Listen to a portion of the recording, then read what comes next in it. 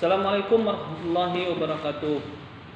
Kembali dengan saya Bang Diki dari Bang Channel 93. Kali ini Bang Diki akan bahas rukun khutbah yang ada 5. Ya, yang di sini sebelum kita melanjutkan ke pembahasan kita, jangan lupa subscribe, like serta komen agar channel Bang Diki berkembang. Oke, terima kasih sebelumnya yang mungkin sudah klik subscribe. Kita lanjutkan pembahasan. Oke, di khutbah Jumat, sebelum kita menjadi seorang khatib atau yang membacakan khutbah di atas mimbar, maka ada 5 rukun khutbah yang perlu kita pahami. Yang pertama adalah pujian kepada Allah Subhanahu wa taala. Bagaimana bunyi pujian? Alhamdulillah itu adalah pujian. Mungkin sebuah contoh, Alhamdulillahirabbil alamin. Assalatu wassalamu ala asrafil anbiya'i wal mursalin. Itu adalah sebuah pujian. Dan rukun khutbah yang kedua adalah sholawat. Jadi sholawat kepada Nabi Muhammad sallallahu alaihi wasallam. Bagaimana bunyi sholawat? Sholawat salah satunya adalah Allahumma sholli wa sallim ala sayyidina Muhammad wa ala ali sayyidina Muhammad. Itu bisa jadi pakai dalam khutbah Jumat. Yang ketiga adalah wasiat atau pesan takwa. Sebagai contoh, ittaqullaha haqqa tuqatih wa la tamutunna illa wa antum muslimun. Itu adalah pesan takwa. Dan yang keempat, membaca salah satu ayat yang ada di Al-Quran. Sebagai contoh, wal asri innal insana lafi khusrin illa alladhina amanu wa amilus salihati wa tawasaw bil haqq wa tawasaw bis sabr. Itu contoh salah satu ayat yang ada di Al-Quran. Dan yang terakhir adalah mendoakan kaum muslimin dan muslimat. Allahumma fir lil mu'minina wal mu'minat wal muslimina wal muslimat al ahya'i minhum wal amwat bi rahmatika ya arhamar rahimin. Itu adalah rukun khutbah yang perlu dipahami oleh seorang khatib. Jadi ada 5 rukun khutbah. Khutbah itu enggak perlu panjang-panjang, tidak perlu bertele-tele, asal kelima rukun tersebut masuk ke dalam khutbah yang disampaikan oleh khatib. Oke, di sini Bang Diki sudah menuliskan sedikit teks khutbah Jumat. Mungkin kita lihat apakah di sini seluruh 5 rukun khutbah tadi masuk ke dalam teks Bang Diki yang sudah buat. Langsung saja Bang Diki bacakan. Yang pertama, kita lihat di sini apakah ada pujian. Langsung Bang Diki baca. Alhamdulillah nahmaduhu wa nasta'inuhu wa nastaghfiruh wa na'udzu billahi min sururi anfusina wa min sayyiati a'malina. May yahdihillahu fala mudhillalah wa may yudlil fala hadiyalah. Asyhadu an la ilaha illallah wahdahu la syarikalah wa asyhadu anna Muhammadan abduhu wa rasuluh la nabiyya ba'da. Pujian sudah masuk, alhamdulillah tadi di awal. Kemudian lanjut, Allahumma salli wa sallim wa barik ala sayyidina Muhammadin wa ala alihi wa sahbihi wa man tabi'ahum bi ihsani ila yaumiddin. Yang kedua, rukun khutbah yang kedua masuk di khutbah pertama Bang Diki, yaitu sholawat. Dan yang ketiga, wasiat takwa. Amma ba'du fa ya ibadallah, usikum wa nafsi bi taqwallahi faqad fazal muttaqun. Di sini Bang Diki tulis untuk khutbah pertama hanya batas yang ketiga. Yang pertama pujian, terhadap Allah Subhanahu wa taala, yang kedua selawat Nabi, yang ketiga wasiat takwa. Kemudian baru isi khutbah. Kita lanjutkan. Ma'asyiral muslimin rahimakumullah. Di kesempatan kali ini kita masih diberikan oleh Allah Subhanahu wa taala kesempatan dapat berkumpul di masjid yang insyaallah dimuliakan oleh Allah Subhanahu wa taala ini. Oleh sebab itu layaknya kita bersyukur kepada Allah Subhanahu wa taala karena masih begitu banyak nikmat yang Allah berikan kepada kita tanpa meminta imbalan sedikit pun. Salawat dan salam semoga tetap tercurahkan kepada suri tauladan kita Nabi besar Muhammadin sallallahu alaihi wasallam beserta keluarga, para sahabat dan pengikutnya yang insyaallah setia hingga akhir zaman kelak. Amin ya rabbal alamin. Saya selaku khatib berwasiat kepada diri saya pribadi dan umumnya kepada para jamaah, marilah kita senantiasa meningkatkan ketakwaan kita kepada Allah Subhanahu wa taala. Takwa dalam arti yang sebenar-benarnya takwa, yakni menjalankan apa yang diperintahkan oleh Allah Subhanahu wa taala dan menjauhi segala yang dilarang oleh Allah Subhanahu wa taala. Ma'asyiral muslimin, sidang Jumat yang dimuliakan oleh Allah Subhanahu wa taala. Sebagaimana firman Allah Subhanahu wa taala di dalam Al-Qur'an, kullun nafsin za'iqatul maut. Setiap yang bernyawa pasti akan merasakan yang namanya kematian. Jadi pada dasarnya manusia itu bukanlah apa-apa dan bukan juga siapa-siapa. Lam yakun syai'an madhkuran, tidak pernah disebut, tidak pernah dikenang, karena kita bukanlah apa-apa dan bukan siapa-siapa. Manusia hanyalah sebongkah tanah yang hitam, yang hina, yang kotor, bahkan diinjak oleh tapak kaki. Lalu kemudian Allah lah yang memuliakan kita semua, ditiupkannya ruh ke dalam sebongkah tanah itu. Wa nafathu fihi mir ruh, kata Allah, aku tiupkan ruh ke dalam tanah itu, lalu kemudian tanah yang hina itu pun akan menjadi mulia. Malaikat pun bersujud kepadanya. Namun kita semua menjadi angkuh, kita semua menjadi sombong, padahal kita hanyalah diciptakan oleh Allah dari saripati tanah, mimma immahin, dan dari air yang hina. Kemudian dari air yang hina itu kita dilahirkan ke dunia, kita mulai memiliki akal, kita mulai memiliki harta, kita mulai memiliki kedudukan. Padahal dulu kita dilahirkan ke dunia ini, kita tidak memiliki apa-apa. Jangankan membawa apa-apa, sehelai benang pun kita tidak memilikinya. Akhrajakum min butuni ummahatikum. Kita dikeluarkan oleh Allah Subhanahu wa taala dari perut ibu kita. La ta'lamuna syai'an, tidak mengetahui apa-apa, kata Allah. Jadi jangankan membawa apa-apa, saat lapar pun kita menangis, saat mengantuk pun kita juga menangis, karena kita tidak dapat melakukan apa-apa. Kita perlu orang lain.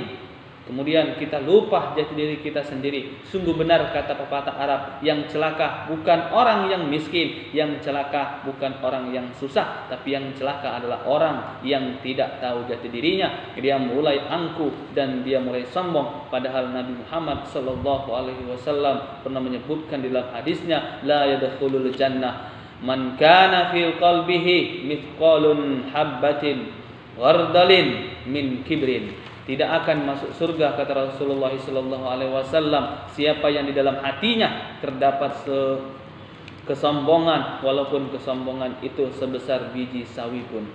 Ma'asyiral muslimin, sidang Jumat yang dimuliakan oleh Allah Subhanahu wa taala. Tapi ia terus dalam kesombongan, bahkan lebih parah lagi, ia sampai berkata, aku tidak pernah sholat, aku tidak pernah berpuasa, aku tak pernah berzakat, aku tidak pernah memberikan rezekiku kepada orang lain. Tetapi kenapa rezekiku begitu lancar, hartaku begitu berlimpah, anak dan istriku sehat, bahkan umurku saat ini masih panjang. Mereka merasa angkuh dan sombong, padahal mereka merasa telah menipu Allah Subhanahu wa taala, padahal sebenarnya Allah lah yang sudah mempermainkan mereka dengan tipu daya yang bernama istidraj. Allah ulur umur mereka. Allah ulur umur yang panjang. Allah ulur rizki yang luas. Tapi hakikatnya semua itu hanyalah tipu daya belaka dari Allah Subhanahu wa taala. Yang jadi pertanyaan kita, mengapa kita yang sholat tapi sering sakit, kita yang sering puasa tapi kenapa rezeki kita sempit? Semakin sempit saja rezeki kita, apakah Allah sedang lupa kepada kita? Jawabannya tentu tidak. Allah tidak pernah lupa. Allah mengetahui apa yang terjadi di depan, apa yang akan terjadi di belakang. Ya'lamu ma baina aydihim wa ma khalfahum. Tapi kenapa Allah berikan kita sakit? Kenapa Allah berikan kita rezeki yang sempit? Tapi sebenarnya di balik sakit itu ada ampunan Allah Subhanahu wa taala.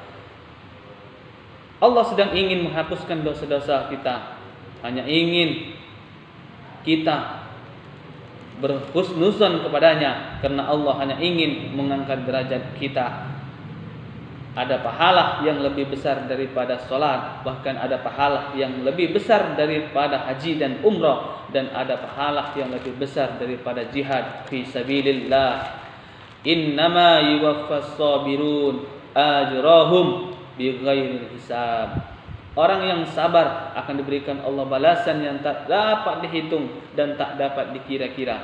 Seseorang hamba yang merugilah yang merasa Tuhan sedang lupa dalam kejahilannya. Allah terus mengulur rezeki, Allah terus mengulur kekuasaannya, diulur kesehatannya seperti layang-layang, semakin diulur semakin tinggi sehingga tak ada satupun yang dapat menyelamatkannya sampai satu ketika Allah mengazabnya. Inilah hamba yang terlaknat di antara yang terlaknat. Oleh sebab itu, ketika kita terjatuh oleh kerikil yang kecil, ingatlah sesungguhnya kerikil kecil itu hanya mengingatkan kita bahwa ada lubang yang lebih besar di hadapan mata. Tapi jika tidak ada lagi teguran dari Allah Subhanahu wa taala, sesungguhnya murka Allah sudah di depan mata. Ma'asyiral muslimin, sedang Jumat dimuliakan oleh Allah Subhanahu wa taala. Idza ja'a ajaluhum la yasta'khiruna wa la yastaqdimun. Kalaulah ajal telah sampai, tidak ada satupun orang yang dapat menunda-nundanya dan tidak ada satupun juga orang yang dapat memajukannya. Ketika sakratul maut, maka tak berguna lagi titelmu. Ketika sakratul maut, maka tidak akan berguna lagi pangkatmu. Ketika sakratul maut, hartamu yang berlimpah dan anak istrimu yang kau banggakan, hari itu penghargaan tak lagi berharga, sertifikat tak lagi berguna. Hari itu yang berguna hanyalah anakmu yang datang mendoakan dan membisikkan ke telingamu, la ilaha illallah Muhammadur Rasulullah. Tapi anak itu tak pernah datang, tak kunjung datang, karena mereka sibuk dengan dunia mereka, karena mereka sibuk dengan kegiatan keduniawian. Hari itu kau mati dalam keadaan su'ul khatimah, karena tidak ada satupun yang membisikkan ke telingamu kalimat la ilaha illallah Muhammadur Rasulullah. Ma'asyiral muslimin, sidang Jumat dimuliakan oleh Allah Subhanahu wa taala. Oleh sebab itu, yang sehat bersyukurlah hari ini karena kita masih bisa dapat melaksanakan sholat Jumat di masjid ini. Karena orang di luar sana banyak yang sehat tapi tak sempat atau tak terbuka hati mereka untuk ke masjid untuk melaksanakan sholat Jumat. Bahkan ada yang terbuka hatinya tapi menangis di rumah sakit mendengar sayup-sayup suara azan. Kalau pernah kau ajarkan anakmu bagaimana cara bertayamum, nanti dia juga akan mengajarkanmu cara bertayamum ketika kamu sakit. Pada akhirnya langit pun terbelah, isi bumi pun hancur, dan semua yang dikubur akan dibangkitkan. Ketika dibangkitkan mereka sadar ternyata harta yang banyak seperti mimpi di siang bolong. Kekuasaan yang tinggi hanyalah fata morgana. Apa yang kita makan sudah busuk, apa yang kita pakai mungkin sudah laku. Kalau kita pernah bersedekah, maka itulah yang akan kita bawa menghadap Allah Subhanahu wa taala. Apa mau dikata, masjid tak sempat dibangun, sekolah anak yatim tak pernah dibantu, di mana anak yang dulu kita sekolahkan begitu tinggi, di mana istri yang begitu kita banggakan. Yauma yafirru mar'u min ahihi. Pada hari itu seorang lari dari saudara-saudaranya, wa ummihi wa abihi, dan lari dari bapak dan ibunya. wa sahibati wa banihi, dan dari istri dan anak-anaknya. Begitulah pada hari itu tak ada yang dapat menolongmu kecuali kalaulah sempat mulutmu kau bacakan dengan di Al-Quran, kalaulah sempat tanganmu kau mengusap kepala anak yatim, kalaulah sempat tanganmu kau berimpak di masjid, maka itulah yang akan menolong di hadapan di alam kuburmu kelak. Padahal Rasulullah SAW telah mengingatkan kepada kita, idza mata ibnu Adam, apabila mati anak cucu Adam, in qata'a amaluhu, maka terputuslah semua amal ibadahnya, illa min thalasin, kecuali hanya 3 perkara. Yang pertama adalah shadaqatin jariyatin, sedekah jariah. Yang kedua au ilmu yantafa'u bih, ilmu yang bermanfaat, au waladin sholihin yad'u lahu, atau anak yang soleh yang selalu mendoakan kedua orang tuanya. Masyaallah muslimin sinadiman yang dimuliakan oleh Allah Subhanahu wa taala, tatkala kita sudah menghadapi kematian, barulah kita bisa berkata, Rabbana absarna wa sami'na na'mal salihan inna muqinun. Ya Allah, kami telah melihat, kami telah mendengar, maka kembalikanlah kami ke dunia, maka kami akan mengerjakan seluruh amalan-amalan soleh. Sesungguhnya kami adalah orang-orang yang yakin. Dan pada akhirnya, marilah kita senantiasa bersyukur kepada Allah Subhanahu wa taala.